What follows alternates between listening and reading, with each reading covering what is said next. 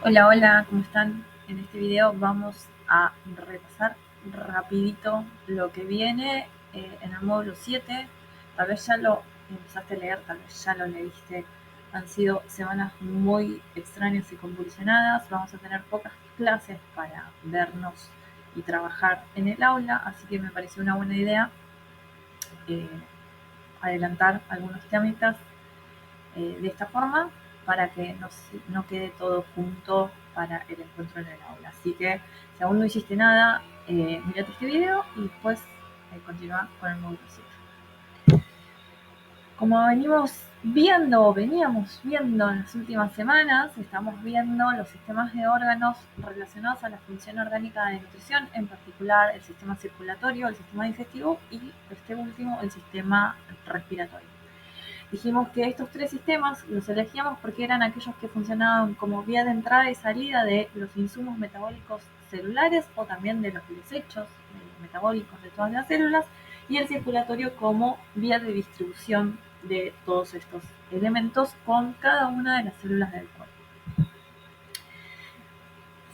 Pensando exactamente qué es lo que aporta el sistema respiratorio a esta función general del cuerpo, a la nutrición, el sistema respiratorio va a ser aquel que permita el ingreso y egreso, es decir, la entrada y la salida de masas de aire del cuerpo, facilitando lo que luego llamaremos el intercambio gaseoso o hematosis entre la sangre que circula por los pulmones y eh, el aire que llegó hasta allí. Además, ese aire que entra y sale del cuerpo permite otras funciones que no están relacionadas con la nutrición, pero que son seguramente muy importantes en nuestras vidas. El olfato, la sensación de olfato y la capacidad de crear sonidos a través de las vocalizaciones.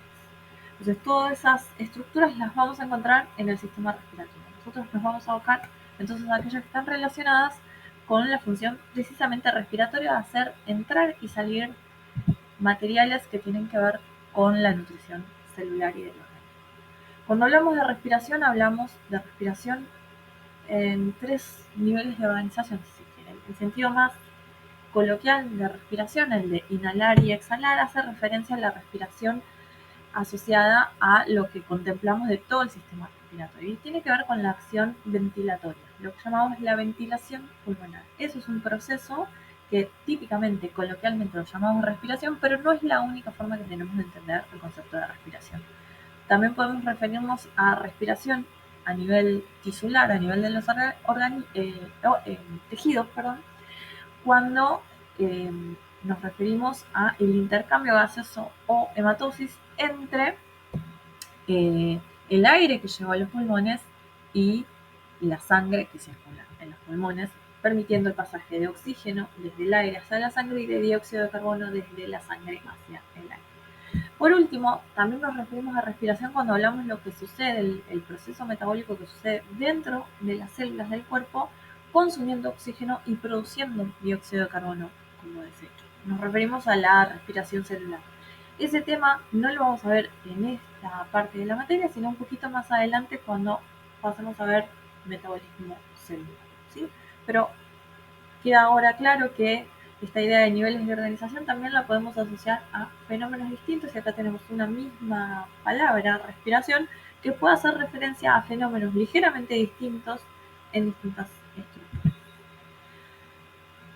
Volviendo al esquema que venimos presentando típicamente cuando estudiamos los sistemas de órganos, podemos decir, bueno, ¿cuáles son los componentes de la estructura general del sistema respiratorio? Bueno, vamos a tener la porción conductora del sistema respiratorio, o el sistema respiratorio superior, que comprende las cavidades nasales y los conductos respiratorios, faringe, laringe, tráquea, bronquios y bronquiolos, por donde se va a dirigir el aire desde el exterior del cuerpo hasta los pulmones, que constituyen la zona o la región, los órganos donde se produce el intercambio gaseoso. Entonces, el aire ingresa y sale del cuerpo por una serie de conductos y llega hasta los pulmones, en particular a unas bolsitas microscópicas llamadas alvéolos, en donde se produce el intercambio gaseoso.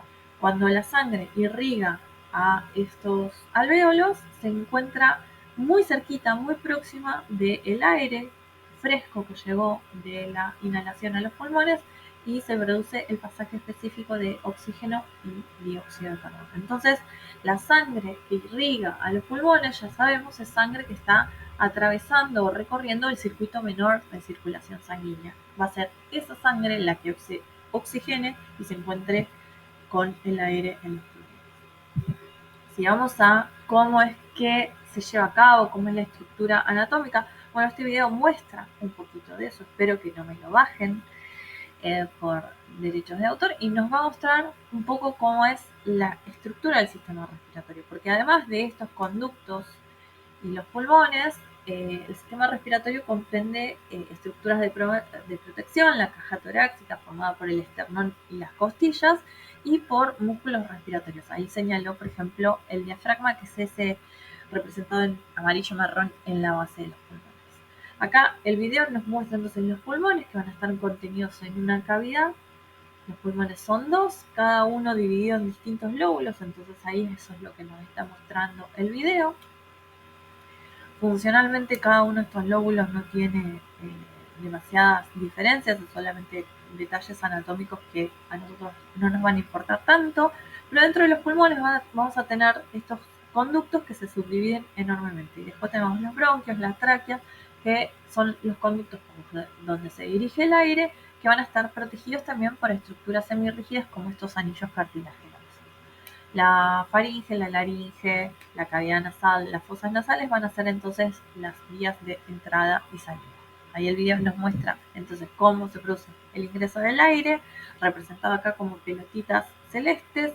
Este video representa el aire conformado únicamente por oxígeno, vamos a hablar un poquito sobre eso más adelante, y muestra ahora cómo en el interior de los pulmones ese aire se dirige por las distintas ramificaciones de los bronquiolos hasta que alcanza estas pequeñas bolsitas microscópicas como fueran ramilletes, que son los alvéolos, que están muy irrigados por vasos sanguíneos. En el interior de los alvéolos, a medida que la sangre circula por los capilares, se va a producir el pasaje de los gases, ¿sí? Hay entonces esas pelotitas celestes que representan a las moléculas de oxígeno, atraviesan la membrana de los alvéolos, la membrana de los capilares y se incorporan a los glóbulos rojos para ser transportados por la proteína hemoglobina que está en el citoplasma de estas células. Entonces ahí decimos se oxigena la sangre. Al mismo tiempo, el dióxido de carbono viene disuelto en el plasma sanguíneo, son esas pelotitas grises, y hacen el camino inverso. Van a pasar desde la sangre, atravesando las paredes de los capilares del alvéolo, y ahora van a estar en la cavidad de los alvéolos, y cuando se produzca la exhalación, van a salir nuevamente por los conductos, los bronquiolos, y luego los bronquios, la tráquea,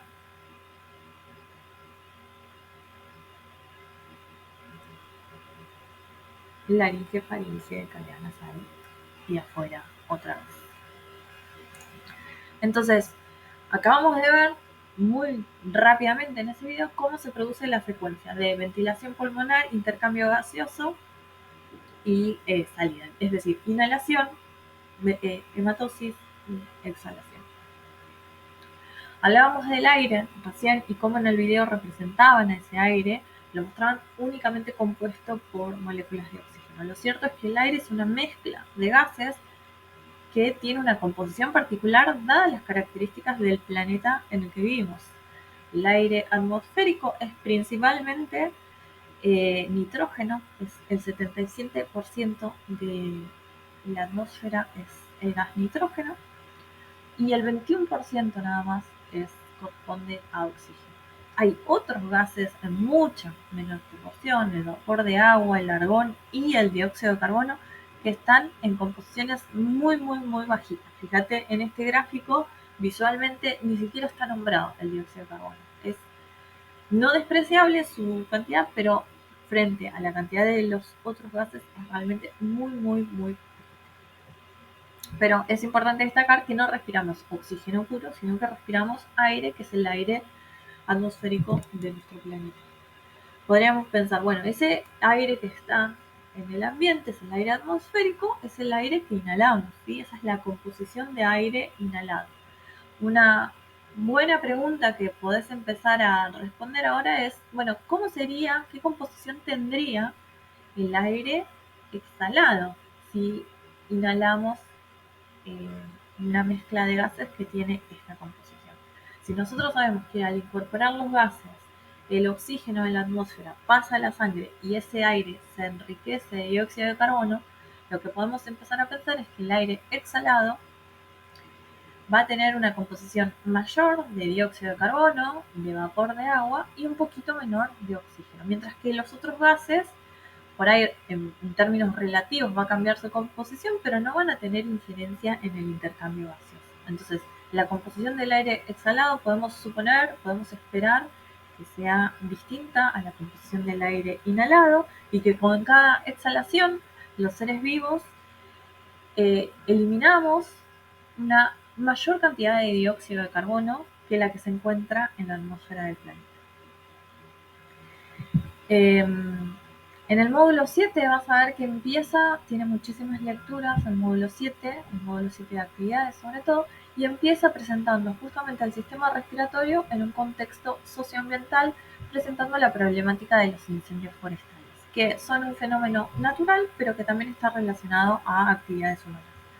En el módulo, como fueron hechos hace ya un año, eh, está basado en un informe de 2022 sobre los incendios en la región del Delta, sobre todo la zona del río Paraná, cercana a la ciudad de Rosario, donde la actividad agrícola y ganadera y también la actividad inmobiliaria, turística, de actividades humanas, se realizan quemas muchas veces intencionales en relación a estas actividades, provocando grandes masas de humo que afectan a las personas, a la biodiversidad natural que en esos lugares habitan. Entonces, empieza la planificación de esta clase con la idea de tratar de presentar un poquito esta problemática, considerando la continuidad entre el cuerpo y los territorios. Para actualizarlo un poquito a lo que está pasando este año, si bien las quemas en la región del Delta son bastante frecuentes y se dan todos los años, tal vez este año lo que estuvo más en las noticias, por lo menos en el último mes, son los incendios forestales en Córdoba asociados a similares actividades, además de cuestiones climáticas típicas de la región, donde son zonas muy secas, en el invierno casi que no llueve, y entonces incendios intencionales muchas veces se van fuera de control y hay una quema extensísima, y eso lo podemos entonces empezar a pensar en relación a cómo influye en los cuerpos de las personas que viven en esos lugares. Entonces, una idea o una propuesta donde el módulo intenta presentar una visión del cuerpo un poquito distinta en un contexto socioambiental, considerando al cuerpo como una extensión, una continuidad del territorio que habitamos y no como un elemento que limita lo que es mío de lo que no es mío, de lo ajeno. Entonces, es una cosmovisión un tanto diferente a la que solemos presentar o la que solemos encontrar en muchos libros, sobre todo de anatomía y fisiología, donde el cuerpo no es algo que habita un territorio, sino que es parte de ese territorio y representa una continuidad. Lo que le pasa al territorio también tiene sus consecuencias y su relación en los cuerpos. Es una idea como muy linda, muy atractiva, y creo que la idea del cuerpo-territorio está presentada en esta clase, o está intentada presentar en esta clase, a partir de esta primera lectura que se da en la actividad 7.1, en relación de cómo los incendios forestales se relacionan con problemas respiratorios, asociados justamente a el humo de estos incendios. Luego de esa lectura, que propone entonces pensar cómo podemos explicar determinados síntomas, cómo se relacionan determinados contextos y lo que le pasa a los cuerpos en el sistema respiratorio, el módulo pasa a una lectura completamente en otro sentido. Ya el sistema respiratorio como probablemente alguna vez ya lo estudiaste en un contexto plenamente mecanicista. El cuerpo es una máquina donde funcionan los órganos, están conectados, dispuestos de tal manera y se dan determinados procesos y las alteraciones producen determinadas consecuencias independientemente de lo que suceda fuera de él. Esta lectura que vas a encontrar en el módulo 7, que te recomiendo que la adelantes, es una lectura que está tomada de un libro de anatomía y fisiología, ahí lo dice, es el capítulo 26 de Patton y Thibaudier, Anatomía y Fisiología de Patton y Thibaudier, octava edición. Y empieza a contar justamente cómo se produce la ventilación pulmonar y nos lo va a contar en relación a variables físicas.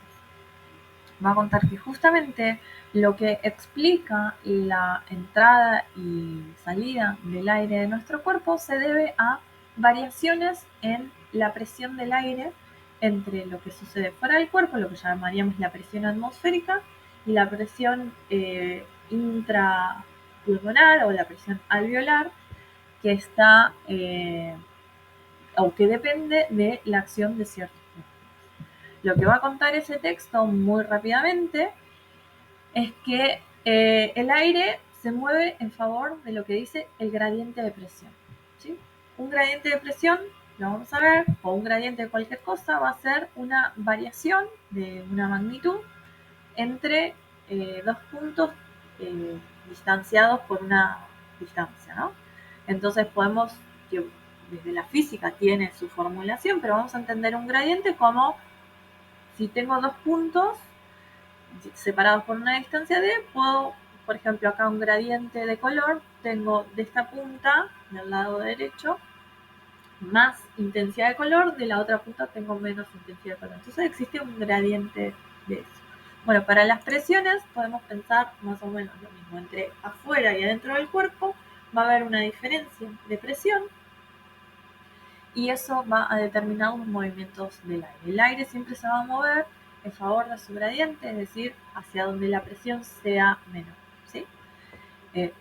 Esto lo puedes pensar incluso intuitivamente. Si vos apretás un globo inflado, la expectativa es que el aire salga del globo y no que entre, ¿no es cierto? Justamente lo que haces al apretar el globo es aumentar la presión sobre el globo, de esa manera el aire se mueve hacia donde hay menos presión y por eso los globos pinchados se desinflan, las gomas pinchadas se desinflan.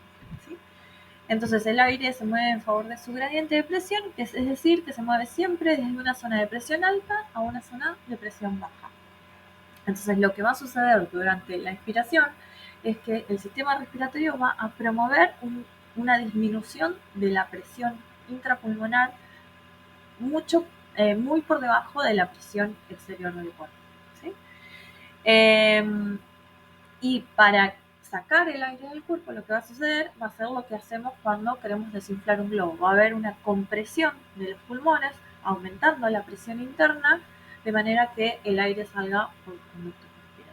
¿Sí? Entonces, si tengo que empezar a explicar cómo se produce la ventilación pulmonar, lo primero que voy a tener que tener en cuenta es que esa ventilación pulmonar se produce por una diferencia de presión dada por que existe un gradiente y el aire, como cualquier variable física, se mueve en favor de su gradiente.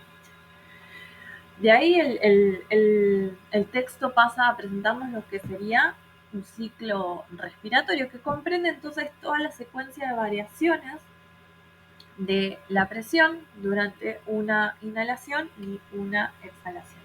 El ciclo respiratorio nos dice que durante la inspiración, el diafragma, que es uno de los músculos respiratorios, se contrae y al contraerse el diafragma se dirige hacia abajo, lo que provoca un aumento de la cavidad torácica. Ese aumento del volumen de la cavidad torácica da al lugar, dice, a una reducción de la presión. Y esto tiene que ver con que volumen y presión están relacionados para los gases. Si alguna vez estudiaste ley de gases ideales, te vas a acordar la ley de Boyle, que P por V es igual a una constante. Bueno, eso también se cumple para el sistema respiratorio. Entonces, al contraerse el diafragma, aumenta el volumen de la cavidad pulmonar y eso provoca un descenso de la presión interna de los pulmones y genera el gradiente de presión de manera tal que el aire se va a mover en favor de ese gradiente, es decir, desde afuera del cuerpo hacia adentro del cuerpo. ¿Sí? Entonces se produce la inhalación. Durante la expiración o exhalación, el diafragma vuelve a su posición de reposo, ¿sí? Se relaja y vuelve a su posición alta. Entonces eso reduce el volumen en la cavidad torácica y comprime a los pulmones, los aprieta, y eso hace que aumente la presión interna del aire en los pulmones, forzando así a que se establezca un gradiente, pero un gradiente inverso. Ahora la presión es más alta dentro de los pulmones que fuera de los pulmones, entonces el aire sale hacia afuera. De esa manera entonces se cumple todo el ciclo respiratorio. Para resumir la secuencia de eventos y las relaciones de causalidad primera, segunda y final que se dan entre la inhalación y la exhalación, están estas dos figuritas que a mí me parecen súper claras e interesantes. Te va a contar que, por ejemplo, para que explicar la inhalación, dijimos, se va a dar por una diferencia de presiones y eso se debe entonces a la contracción de músculos respiratorios. El principal va a ser el diafragma, acá en la base de la cavidad pulmonar, y la secuencia de eventos acá expuesta con el aumento del volumen, la disminución de la presión, el establecimiento de un gradiente y el movimiento del aire. Lo mismo podemos decir para la exhalación, pero en sentido inverso. La relajación de la musculatura respiratoria va a producir entonces una reducción del tamaño de la cavidad pulmonar, un aumento de la presión interna y el establecimiento de un gradiente inverso, donde la presión es más alta dentro de los pulmones que fuera de los pulmones, y se produce entonces la salida del aire o exhalación. Entonces, a partir de esa primera lectura que explica la acción ventilatoria de forma mecanicista, te presenta cómo sería la ventilación pulmonar. ¿Sí? Y hay una serie de consignas muy sencillas para resolver, pero recomiendo que las respondas por escrito, identifiques cuáles serían los músculos respiratorios, que describas en un texto un ciclo respiratorio, incorporando, eso sería la consigna 4, incorporando las variaciones de presión y volumen, los músculos que participan, y que también pienses, bueno, en una persona expuesta a humo de incendios forestales, ¿tendrá alterada, modificada de algún modo la capacidad de ventilación pulmonar? ¿O qué es lo que cambia en esta situación? ¿Sí? Como para volver a pensarlo en el contexto del cuerpo como territorio. La segunda parte de la clase se refiere ya no a ventilación pulmonar, sino a lo que sería el intercambio gaseoso entre el aire y la sangre, la hematosis. Para explicar la hematosis vamos a tener que hacer referencia a un fenómeno por ahí parecido al del gradiente de presiones, pero que es la difusión. La difusión seguramente la conoces. En el ejemplo del módulo lo presenta como lo que puedes ver cuando tiras una gotita de tinta en un vaso de agua sin perturbarlo, es decir, sin mezclarlo. Al cabo de un tiempo lo que ves es que en un vaso de agua que tiras una gota de tinta perfectamente miscible, eso sí es un supuesto, se mezcla solo. ¿Sí? Al cabo de un tiempo la tinta se distribuye por todo el volumen de agua disponible. Ese fenómeno donde la tinta ocupa todo ese espacio se conoce entonces como difusión. La difusión es un fenómeno entonces espontáneo e irreversible, no necesita que ningún agente lo promueva, y se debe justamente a que si miramos molecularmente lo que sucede, las partículas, las moléculas que forman a esa tinta, se están moviendo cada una de forma aleatoria y en cualquier dirección, chocando entre sí, chocando con las paredes del recipiente, entonces sin ninguna perturbación, dejando solamente evolucionar ese sistema vaso de agua con tinta. Al cabo de un tiempo vamos a ver que la tinta se encuentra por todo el volumen disponible. Eso es lo que representa la figurita esta 7-9 para tratar de explicar el fenómeno de difusión. Que después en el módulo lo usamos para estos modelitos de la caja para explicar más o menos lo mismo, pero con los gases. Entonces te presenta este ejemplo donde tenemos que pensar, bueno, tenemos un recipiente con dos compartimentos que están separados por una membranita representada por la línea punteada que permite el pasaje de los gases. Tenemos que pensar que cada una de esas pelotitas, de esas particulitas, de esas moléculas de los gases, se mueven en direcciones aleatorias cada una, pero que cada gas se va a mover en función de su gradiente, ¿sí? Entonces tenemos que identificar si para cada gas existen gradientes de concentración, y si existe gradiente de concentración, es decir, si existen diferencias en la concentración de cada uno de esos gases a ambos lados de la membrana, va a haber movimiento de gases en un lado o en el otro. En este caso, por ejemplo, para el caso A, puedes ver que hay más moléculas de oxígeno en el lado izquierdo que en el lado derecho. Y a la inversa con el dióxido de carbono. Entonces puedes decir, para esos dos gases existen gradientes de concentración. Mientras que para el nitrógeno las concentraciones son iguales. Tengo 3 moléculas en cada compartimento. Entonces no hay gradiente ahí. Lo que sería esperable es que cada particulita se siga moviendo aleatoriamente y al cabo de un tiempo, siempre que vuelvo a ver este sistema, encontraría iguales concentraciones del nitrógeno en esos dos compartimentos. Es decir, para el nitrógeno el sistema está en equilibrio.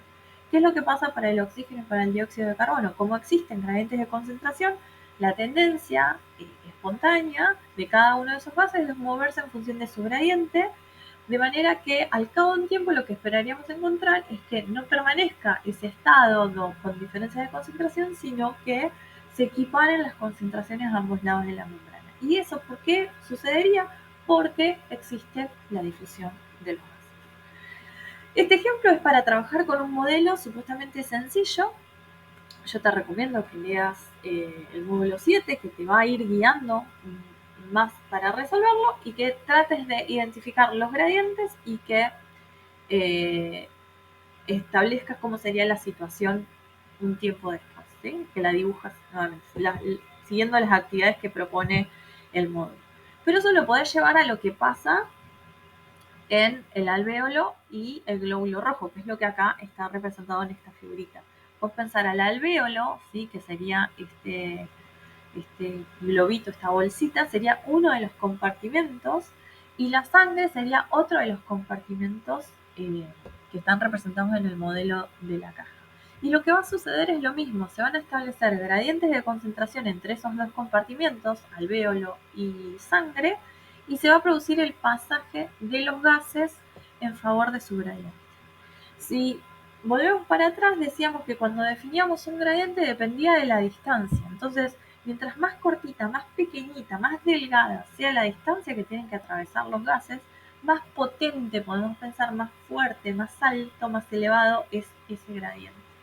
Entonces, lo que vamos a ver en los sistemas respiratorios, sobre todo en esta parte, entre el alvéolo y la sangre, es que la membranita de los alvéolos y la membranita de las capilares es muy, muy, muy delgadita, de manera de hacer muy chiquitita esa distancia, y de manera entonces que el gradiente sea muy potente y eso favorezca el intercambio gaseoso.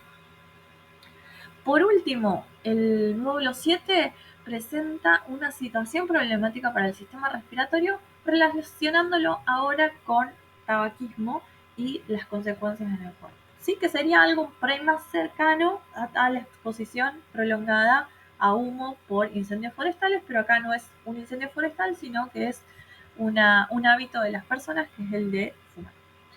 Y entonces nos cuentan en este texto que los conductos respiratorios producen mayor mucosidad, entonces tienen menor diámetro, ingreso y egreso de aire, y también se produce la ruptura de las paredes alveolares. ¿Y qué consecuencias tiene eso en el sistema respiratorio? Es una situación problemática como para pensar, una vez que ya entendiste cómo se produce la ventilación pulmonar y la hematosis, para aplicarlos en una situación un poquito más real, yendo más puntualmente a los síntomas que podemos encontrar en el cuerpo. Eso muy rápidamente para explicar sistema respiratorio. Lo que yo espero es que hagas las actividades, que las respondas por escrito, que leas todo este módulo 7, y en la clase, en el aula, las compartimos, las negociamos, las mejoramos, o les ponemos un muy bien felicitado. Que tengas una linda semana. Nos vemos en el aula.